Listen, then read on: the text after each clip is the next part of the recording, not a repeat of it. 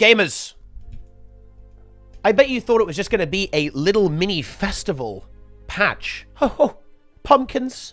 Wow. The clock tower. We can post about how we defeated the clock tower again on the subreddit. Wow, I'm excited. No! This is actually a massive patch. And I'm not even joking. You know, a lot of the time I'm saying that because I find it amusing. It's ironic. This actually isn't ironic. We'll cut straight to the chase here. Number one, massive quality of life change for the open world map system. You can now see if a map is full on the LFG. There's actually an indicator if the commander's map is full if you aren't on the map. So if we go over here, we can kind of see how this operates. Let's go to the LFG and let's go look at the 5 million Labyrinth farm squads that are up right now. You can see here that we get this little exclamation mark here, and it says commander's map is full. This is actually a colossal quality of life increase. One of the most frustrating things in the entire game is going, I don't know what map I should be joining. This is rather confusing, isn't it? Well, now it isn't. Now you know if you're wasting your time or not. Now, I've got to say is that this also is very intriguing to me because I think this kind of opens the door to, or opens the possibility rather, that potentially we could actually have a queue system. Like they have the ability to know if a map is full and they can communicate that to the player.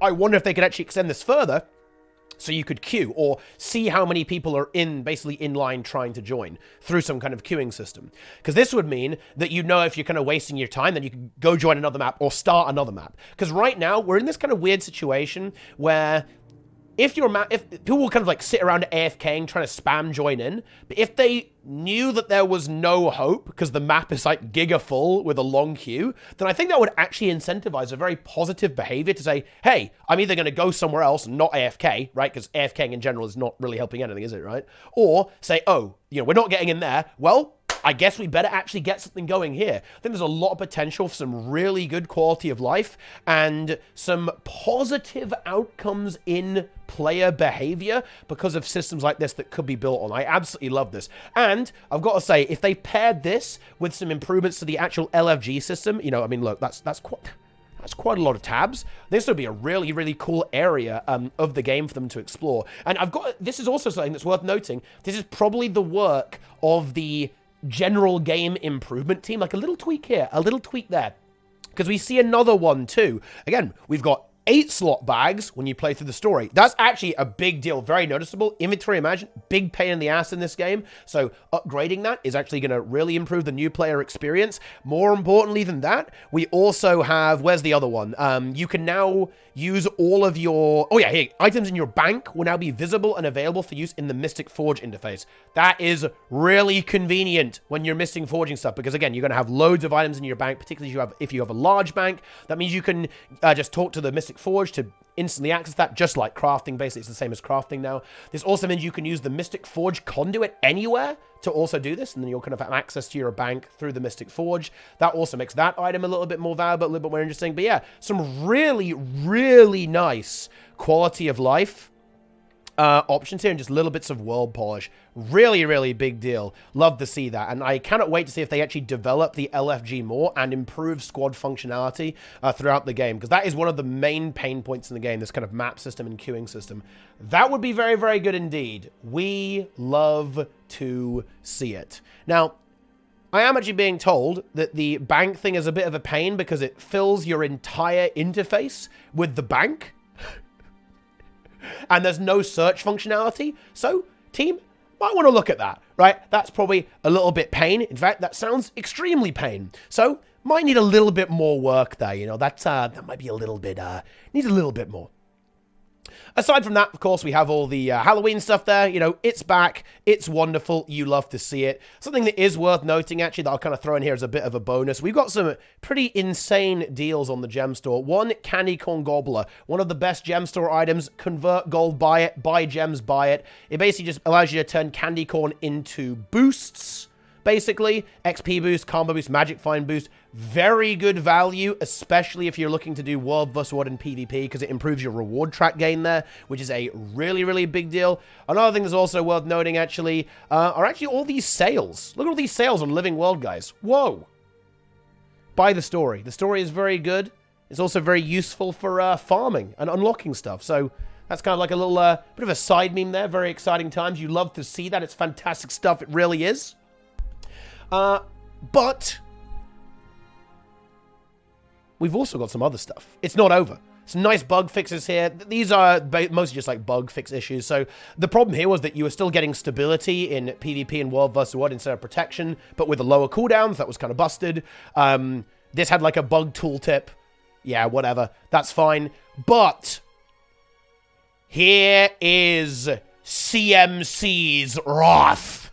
Turns out Vindicator adding another dodge. Oh, what an innocent, innocuous change. One dodge? I want 2 dodges. How could 1 dodge be too many? Well, it turns out 1 dodge was too many. It got obliterated in a bit of a hotfix patch. I think it got nerfed by around 75% in PvP, approximately. So, again, it's 1/4 as good as it was.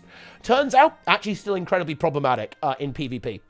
And it's getting hit again by another round of nerfs that are over 50%. Again, enduring recovery, you used to get a 25% free endurance regeneration boost, 10%. Unwavering avoidance, 1 second in PvP now. 1 second of vigor when you dodge. Protection duration in PvP on the boon dodge, half a second in PvP and World vs. World, and 2 stacks of might. Vigor duration, 0.5 seconds.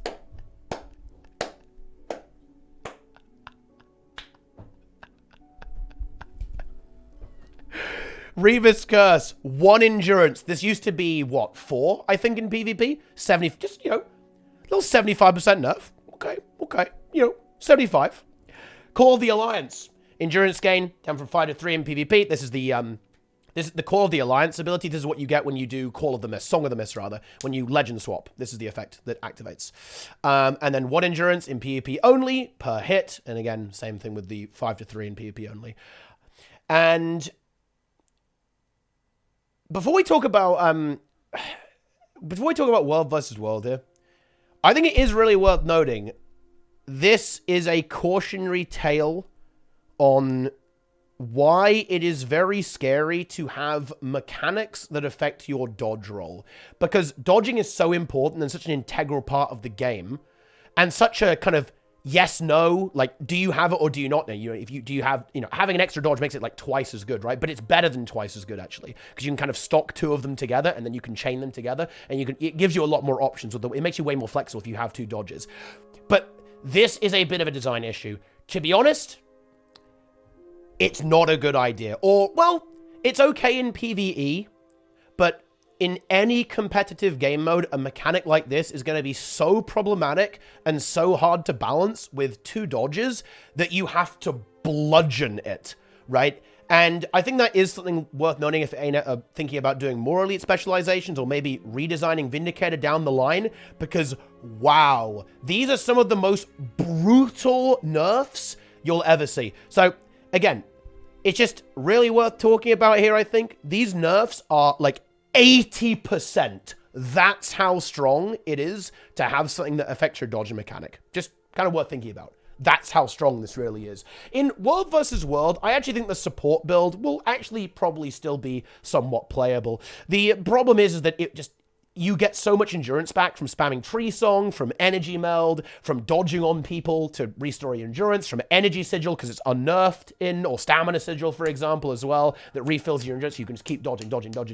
Like, these things, you could actually argue that those mechanics are pretty broken. Honestly, you probably could. And that kind of causes the unhealthy interaction. But yeah, it was just a bit busto, a bit annoying. Like, you could just be invulnerable pretty much all the time just by dodging all over the place like a complete lunatic. The actual support build itself was definitely strong with a lot of healing, a lot of barrier output, and I actually think it's going to be taken down to much more kind of reasonable degree now. That build actually does have some trade-offs in it as well. You can take Jalis for stability, but you don't really have like the mega boon access, say, of a Scrapper, for example, right? That's the kind of like the real baseline support, right? So it's you know, it's kind of like a build that I think has a right to exist, some kind of support Vindicator build, spamming Condy Cleanse, spamming healing and barrier on its dodge. I think that's actually a build that should exist, but the problem is that how do you balance this with this incredible amount of invulnerability uptime, making it extremely frustrating and very uninteractive to play against, and that's always a problem in PvP. Uninteractivity is a serious issue in any competitive game mode, which is the reason for these nerfs. Now, what I expect to happen, by the way, for this, and this will probably happen with Mirage, when Mirage gets its dodge back, is that there will be some design changes to make it better in PvP. I think Vindicator, right, has a right, you know, or you know, I don't think it's fun that, oh yeah, Vindicator just like fucking sucks, right? That's never a lot of fun, right? You always want Vindicator to, like, you want to have as many options as possible, right? And I wouldn't say it has a right to be good, because that's a kind of a ridiculous thing to say, but you know, it would be kind of nice if as many things were not completely dumpstered as possible. It's never fun to see like an 80% nerf. But yeah, there we go. Vindicator has been bopped. And for a bit more context behind this as well, the reason for these changes, kind of just out of nowhere, is because of the monthly automated tournament. There's been a lot of extreme Vindicator abuse, even using bug abuse, actually, to further empower this, that was causing some very serious gameplay issues. And the reason this has just like been like, right, kill it, stone dead, is because the monthly automated tournament doesn't want to get ruined, right? ArenaNet want to make sure the integrity of the competition is still there. And yeah, Vindicator would have completely obliterated that, utterly annihilated it. Hopefully at some point we can see some design alterations to make it a more attractive option in PvP again, because I think it is actually a pretty cool thing with the Greatsword build, the DPS build, the Greatsword Sword build, or Greatsword Staff build. I think actually has some really cool potential, but it can't go into that bunker territory. It cannot go into that perma-dodge, perma-block, perma-evade, invulnerability mode. That is the death of PvP. It cannot be allowed to exist in that sense. So as much as it kind of sucks to see something get absolutely annihilated like this, it's got to happen. It has to happen. Otherwise, the game mode is just dissolved in terms of its competitive integrity. So, yeah, there it is. Don't worry, by the way. I very much doubt that this is the kind of balance change that CMC is going to be looking to do in the November patch, for example. I think that it will be much more measured and a lot more tweak-oriented and design-oriented than just like nuking the numbers to fix basically hotfix a very severe balance issue. I think the November patch will be really exciting for players of all game modes, as it will essentially be CMC's kind of first big patch as skills lead. He was obviously on the skills team previously, but, you know, I imagine he didn't really have that much time to work with the October patch, actually, and the November one will be our kind of first taste of CMC as the skills lead, right? And I think that's very exciting, because I think a lot of players have been frustrated by the direction of skill design and balance in Guild Wars 2. Hello, Machinist. Hello, Firebrand. Hello, Spectre. Although, to do this, CMC probably did the Spectre one, actually, so you can blame him for that one. But I imagine that he'll be looking to address those concerns and take us in a bit of a different direction. Come the November batch. So stay tuned for that. Coming soon, my friends. But I think that's about it for the notes. Go and get in there, farm some Labyrinth, do the Clock Tower and fall off, get some pumpkins and go absolutely insane. Doing the carving achievement. You know, that achievement, it defeats me every single time. It mentally destroys me. It's hard for me to actually be able to handle it. But yeah, some really, really cool stuff. And I am really, really, really loving these little quality of life changes that seem to be sneaking into every patch. I believe that to be, again, like I said previously, the workings of this ongoing team. And to be honest, this is exactly what this game needs. It's just, oh, fix that. Just, yeah, bring that up to speed a little bit. Oh, yeah, that world boss could get tuned up. Oh, yeah, this UI is a bit better now. Oh, yeah, like, we make the trading post lag a little bit less. Yeah. Maybe. But anyway, yeah, this kind of stuff is actually as important as new content, in my opinion, because there's a lot of backlog of lack of polish, bugs, right? Annoying things that just make the game, that that little bit less fun. It adds up and kind of picks away at you over time and just erodes. Just a little frustrating, a little bit annoying, right? Addressing this is such a good move, and I really want to praise ArenaNet for continuing to do this. I am really excited for the next set of changes, and I hope to see some actual major stuff too, because this is, well, I mean, this is honestly relatively major, but I mean, like, oh, new world bosses. Oh, we're going to give Celestial gear to new players through the leveling experience, right? So by the time you're level 80, you've got, like, a full set of rare Selly gear or exotic Selly gear. Oh, that would be such a good change. Oh, my God. It would be so good, right? Stuff like that.